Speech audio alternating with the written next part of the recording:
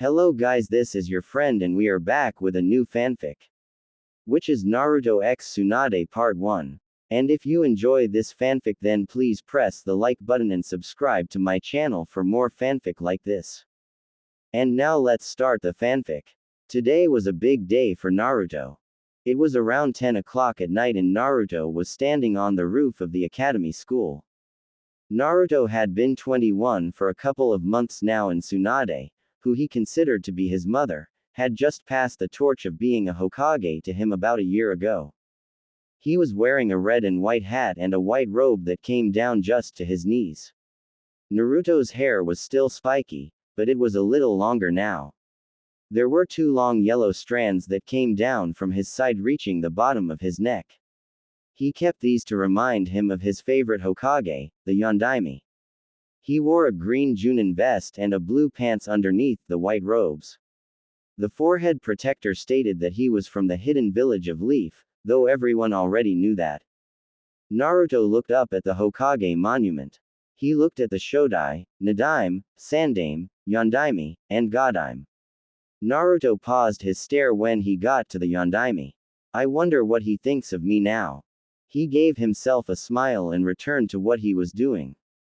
Today was his day. The mountain carvers begged him to let them do his face, but he rejected, saying that he would do it himself. He also told them not to worry because he would pay them without doing any work. All of the mountain carvers complained to him, stating that a Hokage shouldn't be doing these unimportant jobs. Naruto replied by saying that this was a very important thing for him and that he must to do it himself. With that, they reluctantly agreed to let him do it himself. Naruto did a few hand seals, Shiken Shoheki, silence barrier. A huge barrier surrounded a large piece of the mountain. He did a few more hand seals, Rondo Haritsu, land explosion. Huge pieces of rock were destroyed, forming his face next to Tsunade's. Naruto did a few more hand seals, Urasu Byuga, rock painting. He looked up his face and smiled, indicating that he was pleased with his work. Naruto's face was completely painted white with little red designs. His tongue was sticking out at Tsunade and his eyes were barely opened because he was sticking his tongue out. Okay. Almost finished. Now I just have to protect it, Naruto said. He did a few hand seals, Baku Huka Gokuen, backfire seal. A red bubble appeared around Naruto's face and disappeared after 15 seconds. After finishing, he looked at his face for another 30 minutes. Finally satisfied, he decided that it was time to go home. Naruto didn't live in the small apartment complex anymore. He was living in a medium-sized house near the Hokage Tower. Even though he was living by himself, the two-story house consisted of 4 bedrooms, 2 bathrooms, a dining room, a living room, a kitchen, and an office. As he went in, he looked into his office and saw a huge pile of paper on his desk. This was one of the things he never imagined a Hokage doing, paperwork. Naruto always imagined the Hokage doing S and A rank missions. He sighed and decided that he would finish it tomorrow instead, knowing full well he would regret it. The next day came and Naruto was already in his office at the Hokage Tower.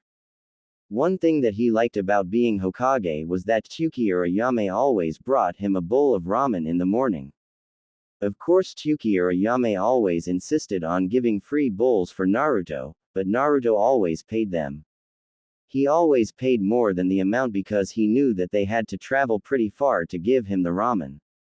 Naruto had bought them a better and bigger location near Hokage Tower when he became Hokage and their busins bloomed, but it was still a far walk to the Hokage Tower.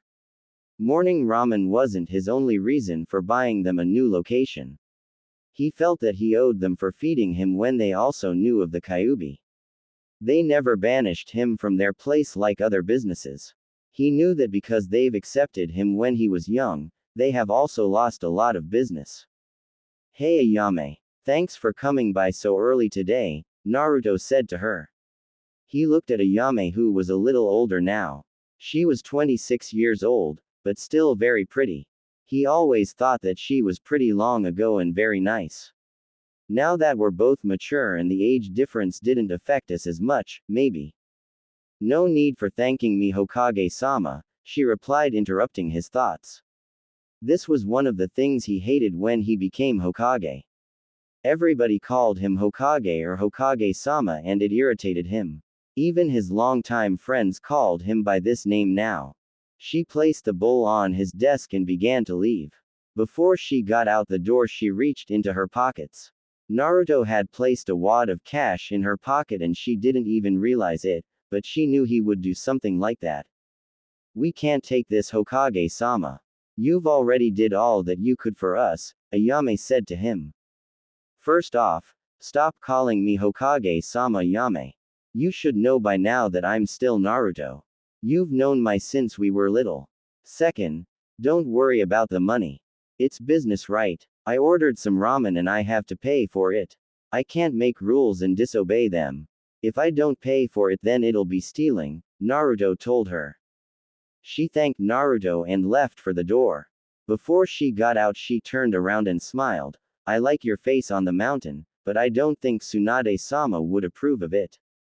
Naruto smiled back and answered, not like she could do anything about it. Tsunade came into the room about 30 minutes later with a pile of books. Tsunade was older, but still looked exactly the same. She was also Naruto's advisor now. He stood up to greet her and he was a little taller than her now.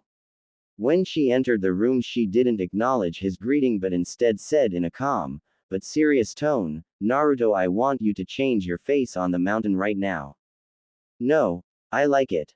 I don't want to change it, Naruto replied, looking at his paperwork. Change it, Naruto, Tsunade said louder this time, placing the books on the shelf. Why are you worried about that? Let's finish this paperwork. Fine, I'll change it myself. Tsunade turned to the door and was about to leave. I wouldn't do that, Tsunade Baba. I put a seal on it just for you, Naruto said, smiling. What? You put a seal on your face? Yes. Naruto still had his smile. Fine, I'll just get Jiraiya to remove it, she told him in a victorious voice. Go ahead, he won't do it once he finds out how it works. What would happen if a child decided to play on your face? Tsunade asked him, reminding him of his pranks when he was a little child. Oh, nothing. As long as they don't have the intent of removing my artwork, they can do all that they want to the face. It only activates when a person wants to remove the artwork, like for example you, Naruto told her. Tsunade was furious. She knew that she was defeated and there wasn't anything that she could do. If I can't change that face, I'll change the one sitting in front of me. She rolled back her sleeves and rushed towards him.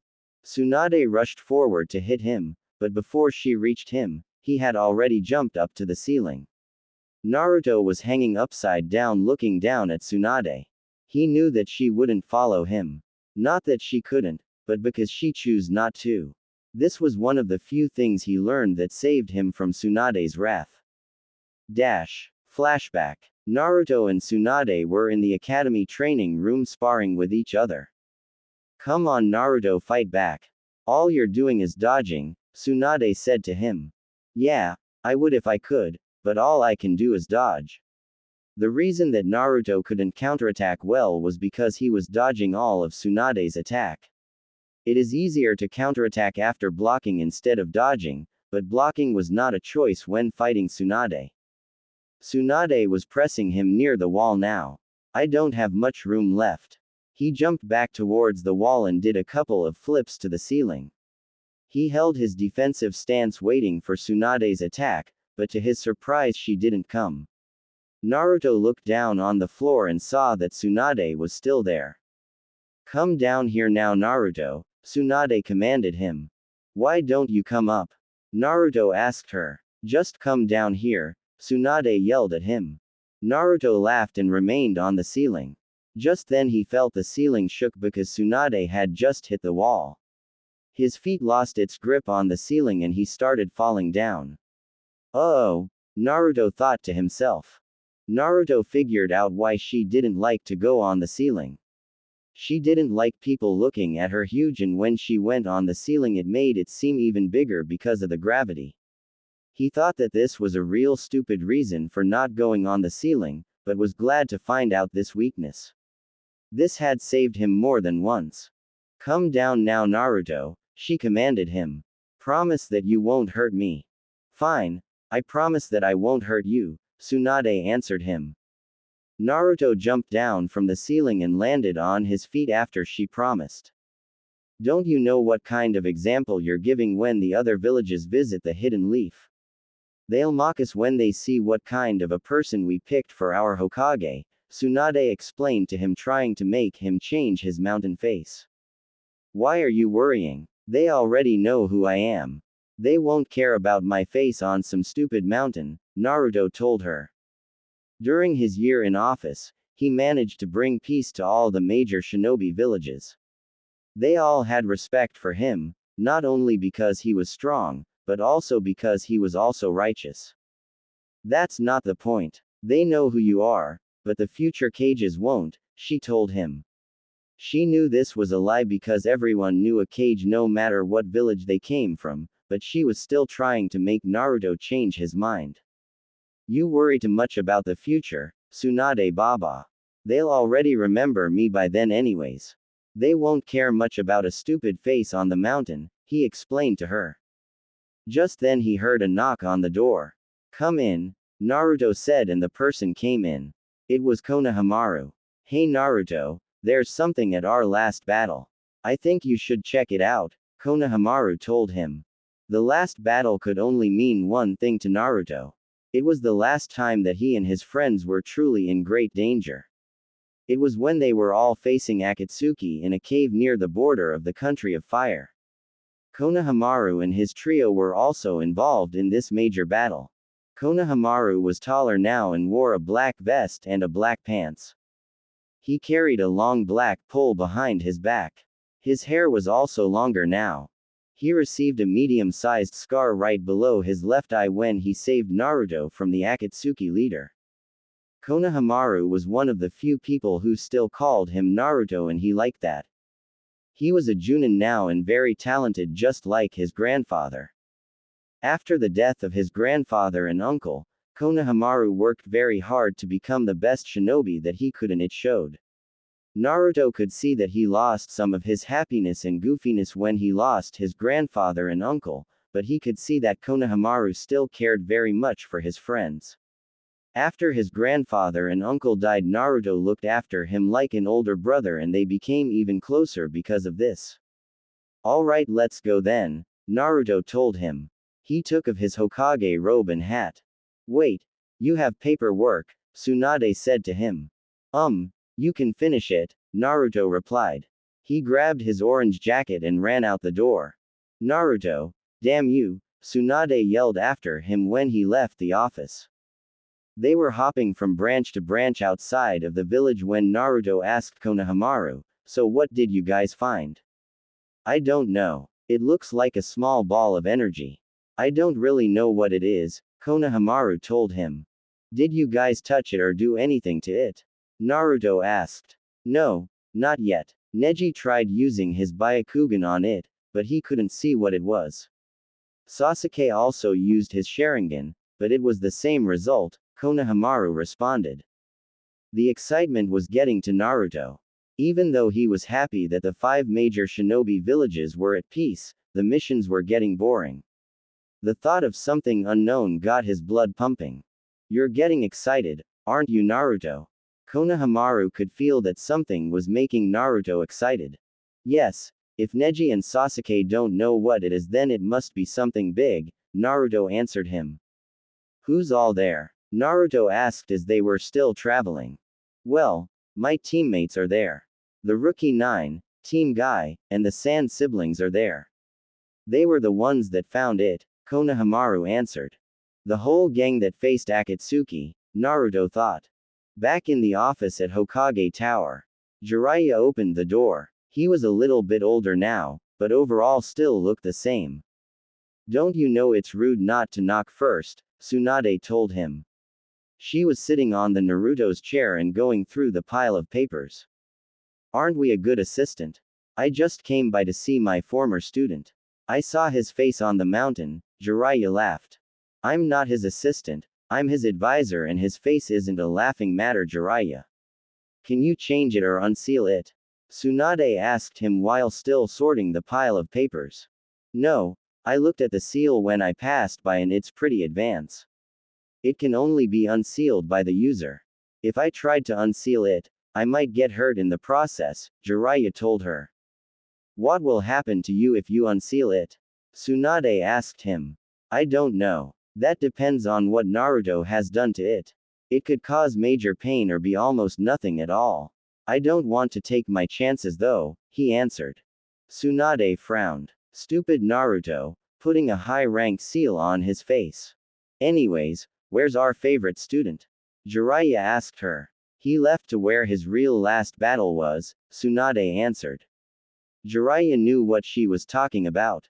Well, it does seem about that time. Don't you think? Jiraiya asked her. Tsunade clenched her chest and closed her eyes. She had on a sad smile. Her eyes was getting misty, but she fought back the tears and said in a small voice more to herself, yes, it does. Naruto and Konohamaru reached the place where they fought the Akatsuki members. It was already dark when they got there. The statue was still there. It had a face with 9 eyes, 8 of which were still glowing. It was wooden and had 2 arms coming out of the ground with a chain binding it together. Hey guys, Naruto said as he got there. So you decided to come, Hokage-sama, Neji said. Damn you guys. I'm going to make a new rule now since you guys won't listen to what I say. You all cannot call me that anymore. Call me Naruto, understand? Naruto said to the group. The group just looked at him. Got it, Naruto said a little louder. They all nodded. He looked at the tiny sphere to examine it. It was the size of a fist and completely black, but he could tell that the sphere was spinning, much like one of his trademark moves. Okay. Now that it's settled. What do we have, Neji? Naruto asked him. Sorry Naruto, but I can't see it. It seems like some sort of chakra manipulation. It also seems like there is a huge chakra pool in this tiny little sphere, he answered him. Neji was right. Naruto could feel the chakra pressure from the sphere when he started walking closer to it. What do you think, Shikamaru? Naruto asked the young man in the back. It's what Neji said. We don't know what it is, but it's something big, Shikamaru answered. Another cold voice came from behind Naruto. Even though we're at peace with the other villages, I don't think they should know about this. I agree with you, Gaara, Naruto answered. Naruto reached towards the spinning chakra sphere. What are you doing, Naruto? Sakura asked him in a loud voice. She was genuinely worried. They started dating about 5 years ago when they were 16. The relationship lasted 2 years and the both decided to break it off. Unlike most couples, they were still friends after breaking up. In fact, it made their friendship even stronger after finding out that they were better friends as opposed to lovers. Naruto looked at Sakura. What does it look like I'm doing? I'm going to see what it is. You don't know what will happen. What happens if you die? Ino asked him in a worried voice. Naruto laughed. Well, we won't know if we just stand here now, would we? This isn't something to laugh about, Naruto, Ino replied. Let him, Gaara said. What do you mean, Gaara? He could die, you know, Ino answered him. After the fight with Akatsuki, everyone felt a little more comfortable around Gaara. Look, the only other way that we can find out what it does is have one of you touch it. Naruto and I don't want that, so it'll be one of us. Since Naruto's so interested in it, he can touch it. Most likely nothing will happen. But what if something does happen? Ino asked. Naruto decided to answer. If something does happen to me, you guys will tell Tsunade and Jiraiya what happened here. Also, she should become Hokage again if something does happen, Naruto told the group. He wanted Konohamaru to become the next Hokage, but felt that he was still a little too young. Also, Gaara, you know what to do, Naruto said. Gaara nodded. He would have to keep the nations together if something wrong happened. Okay, here we go, Naruto said. He reached out his right hand and touched the sphere. Naruto went completely black and fell down. It was about an hour before Naruto got up. He looked around and saw that he was still in the same place, though the statue wasn't there anymore or his friends. Naruto was a little weak trying to get up, but managed to do so. After a few minutes he felt that something was wrong with him. "Hey Fox, you there?" He received no answer. "Stupid Fox, answer me." Again he didn't receive an answer. This confirmed his suspicion. The fox would always threaten him when he called it stupid. He walked out the cave and to his surprise it was daylight. The sun suggested that it was around 12 o'clock. With nothing else to do he decided that he would head back home and see if his friends were there. Maybe they're giving their report to Tsunade. Maybe they thought I died. But then why didn't they bring my corpse? It was late at night and he still hasn't reached the hidden village of Leaf. He was jumping from branch to branch when he felt two kunais coming at him. Naruto immediately jumped back to avoid the kunais. He felt two chakras trying to circle him, one going to his right while the other going to his left. The two figures jumped towards Naruto at the same time with their kunai trying to stab his chest. He immediately dodged it and chopped the figure to his right on his neck and punched the figure on the left in the stomach. Both of the figures fell down immediately. Examining their forehead protector and he found out that they were from the hidden village of sand. "Damn you Gaara, I know you want to keep me in top shape, but don't you think that was a little unnecessary? I could feel that they really wanted to kill me," Naruto said out loud cursing Gaara. Even though the nations weren't at war anymore, Gaara would sometimes send shinobis after Naruto just to keep him on his toes. He knew that Gaara didn't really want to kill him, just keep him ready in case one of villages decided to rebel against the peace treaty. Naruto continued on his path to the hidden village of Leaf. It was about another hour when he felt two familiar chakras. He gave himself a smile knowing that Jiraiya had come to visit. "Hey Arrow Sennin, Tsunade Baba," Naruto yelled and waved as he came closer to the two figures. Suddenly he felt the killer intent in both Jiraiya and Tsunade. Jiraiya immediately sent his hair towards Naruto. Naruto was too shocked to dodge and was caught by Jiraiya's hair. Tsunade quickly ran up to Naruto ready to punch him on the face. "Focus Naruto or you'll die," Naruto thought and he focused all this chakra to where she was going to connect. The hit sent Naruto 40 feet while Jiraiya's hair was still holding on Naruto. Damn, they're serious. Maybe they had a little too much to drink, Naruto thought. Tsunade could still feel that the other person was still alive. What? He took a direct hit from one of my punches to the face. He should be dead, Tsunade thought to herself. Naruto managed to reach a kunai in his pocket and cut Jiraiya's hair to free himself. Doden. Yomi Numa, Swamp of the Underworld. A huge swamp appeared under Naruto and everything about a 1/2 mile radius was starting to sink. Naruto was still 40 feet from the two. He jumped on top of a tree and did a few hand seals, Kage Bunshin. A clone appeared by him. He sent the clone towards Jiraiya. Jiraiya was watching the enemy come towards him. It seemed that he already knew what my move does. The enemy was getting closer and Jiraiya took a defensive stance. As the enemy came about 15 feet from him, the shinobi disappeared. Before Jiraiya could react, Naruto's clone had punched him in the stomach and Jiraiya fell down to the ground. Too fast, Tsunade thought. She was 10 feet to Jiraiya's right and saw how fast the enemy was. The shinobi was looking at her now. Tsunade punched the ground and it cracked, which caused the shinobi to lose hit footing. Taking this advantage, she rushed towards him and punched him in the face once more. Pop! Tsunade's eyes widen. A clone. Just then Naruto gave her a chop to the neck. Naruto grabbed Tsunade by the waist before she could fall to the ground and gently laid her down. He jumped back to where Jiraiya was at and put Jiraiya's arms under the back of his neck. Did you go on a diet, Arrow Sennin? Funny. I don't smell any sake on him. He shrugged off the thought. With Jiraiya on his back he jumped to Tsunade and laid him right by her. He looked at the two figures and an evil thought came to his head which made him laugh. Naruto put Jiraiya's arm around Tsunade and did the same thing with Tsunade. He put them real close together. That'll teach them, messing with me. He laughed to himself. Another thought came to him. They might catch a cold out here. Naruto took a knee and placed his jacket on top of them. I should be about an hour away from the office. He stood back up and began traveling again.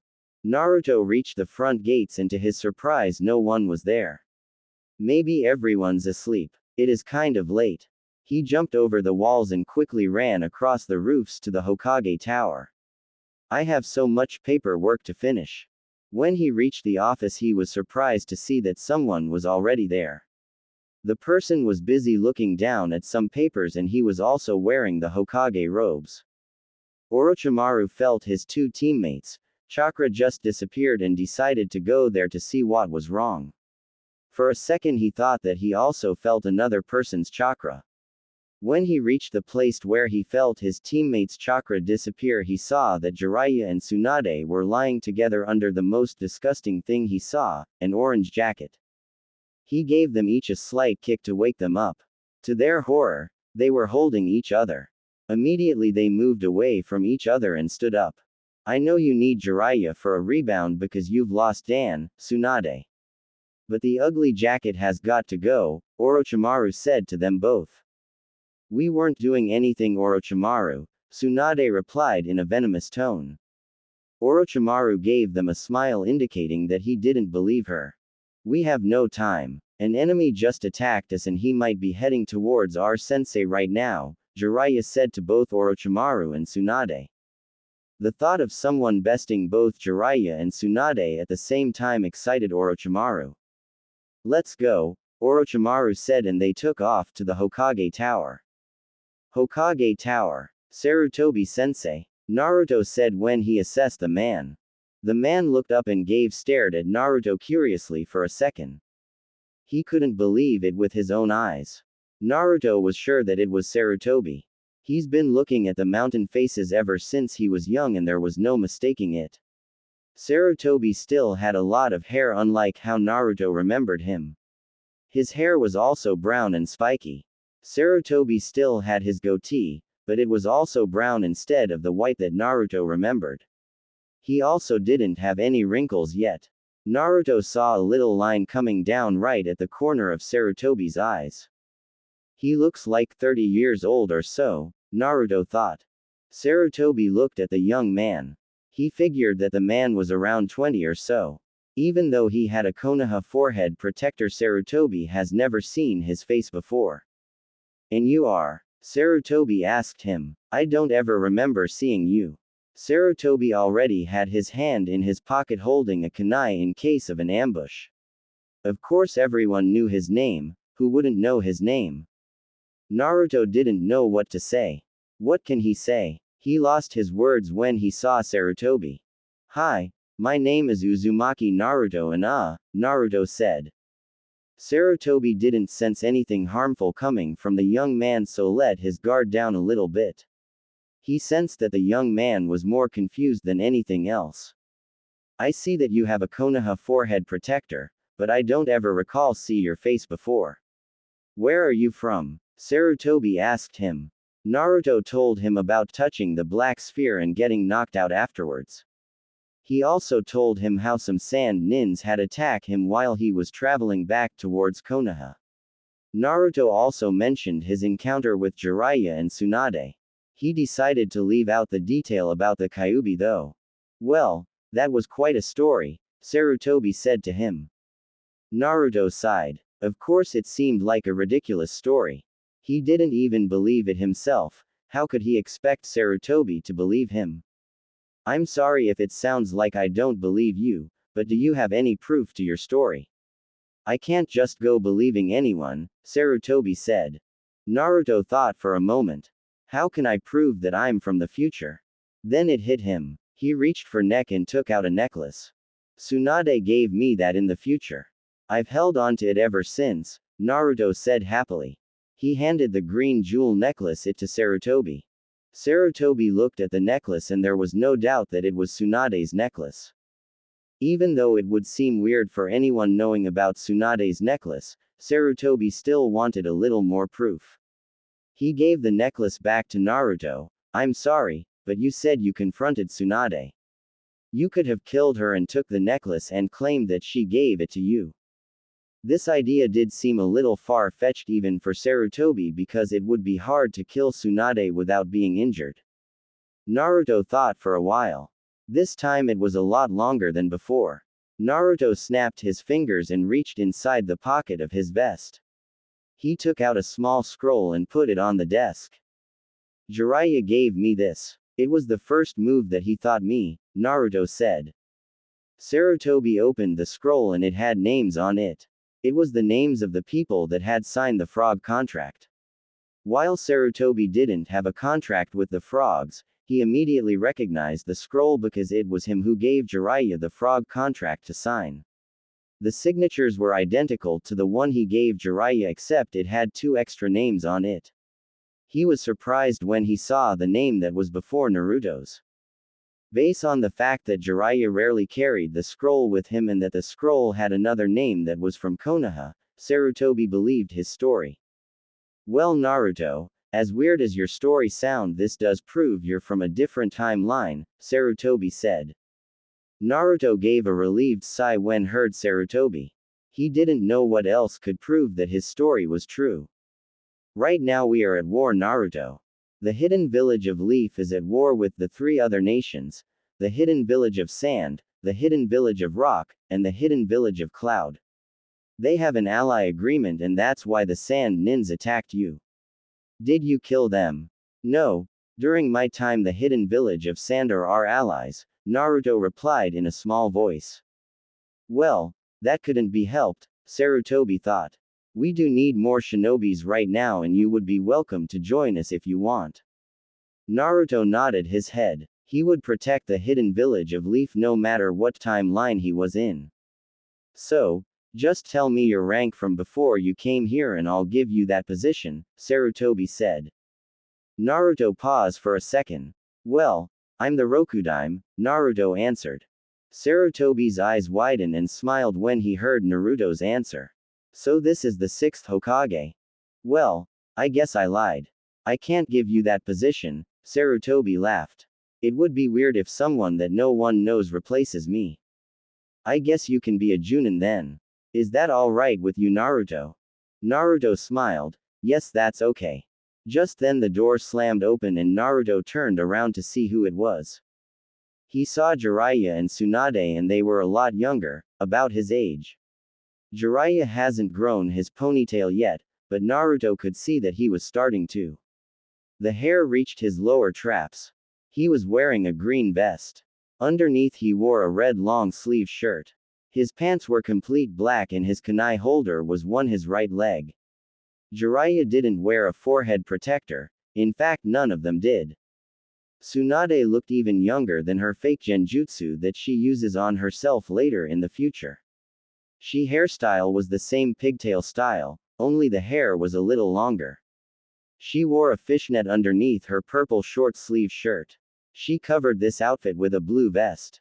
Tsunade also wore the same blue pants that all shinobi wore. She also wore her kunai holder on her right leg.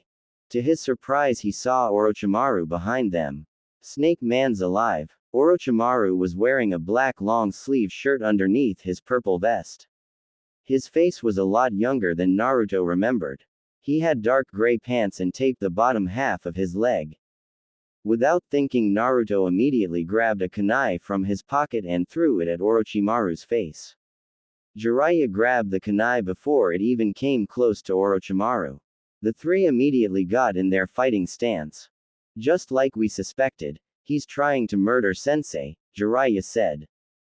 The trio was just about to charge Naruto when Sarutobi stepped between them and Naruto.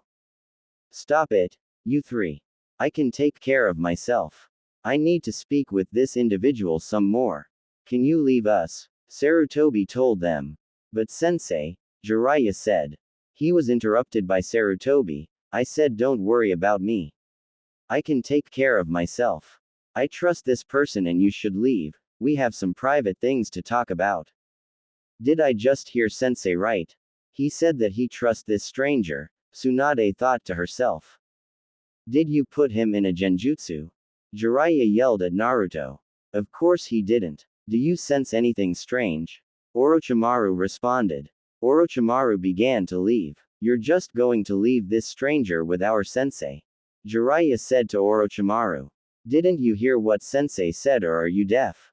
He said for us to leave them alone, and it's not like he can't take care of himself, Orochimaru said as he was walking further down the hall. Tsunade followed, and so did Jiraiya, but before leaving both of them gave Naruto an intense look of distrust. Sarutobi closed the door. I'm sorry about my students. They can get quite rowdy sometimes. Naruto nodded, stating that he understood. Orochimaru, Jiraiya, and Tsunade were walking together down the hall. So what do you guys think? Jiraiya asked them. I thought he was pretty weak as first because I didn't sense any killing intent coming from him, but I sure was wrong, Tsunade said. Orochimaru smiled when he heard this and said in a cocky tone mainly to Jiraiya, well, it looks like he knows a great shinobi when he sees one. He had an intent to kill me when he threw that kunai. Shut up, Jiraiya said. He knew this was true though. The young man had intended to kill Orochimaru. Also, that shinobi could have killed him already if he wanted to while he was knocked out. Jiraiya was furious. Orochimaru had beaten him once again, and this time he didn't even have to lift a finger. So where were we before my students interrupted us? Sarutobi said, mainly to himself. Oh yes, our short supplies of shinobis. I'm pretty sure you've already taken a genin squad because you're a Hokage, so it'll be good if you can train a new squad. Sorry, but I was never a Junin instructor. Sarutobi was surprised. What?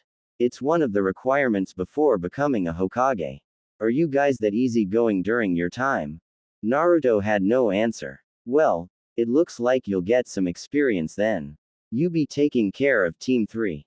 I'll leave it up to you whether you pass them or not. Go to room 115 at 9 o'clock tomorrow morning. I'm sure you know where the room is at.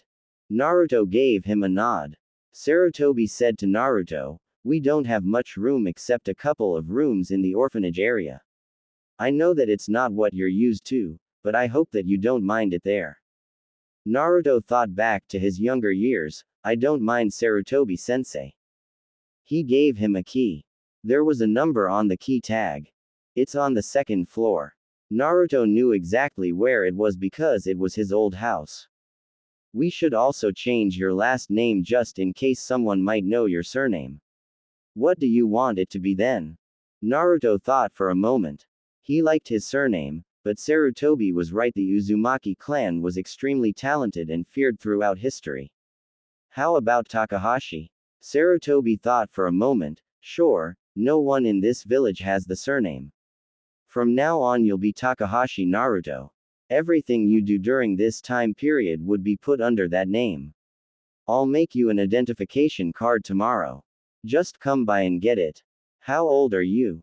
I'm 21, Naruto said. Sarutobi smiled. Don't be lying your age now just so you can buy sake. I'm not Sarutobi sensei, Naruto replied. Fine, I believe you.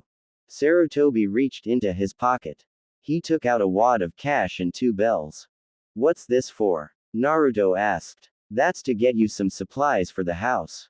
There won't be any shop open right now, but I'm sure you can get a few supplies tomorrow. I'm sure you know what the 2 bells are for, Sarutobi answered. Naruto thanked him and went to the door.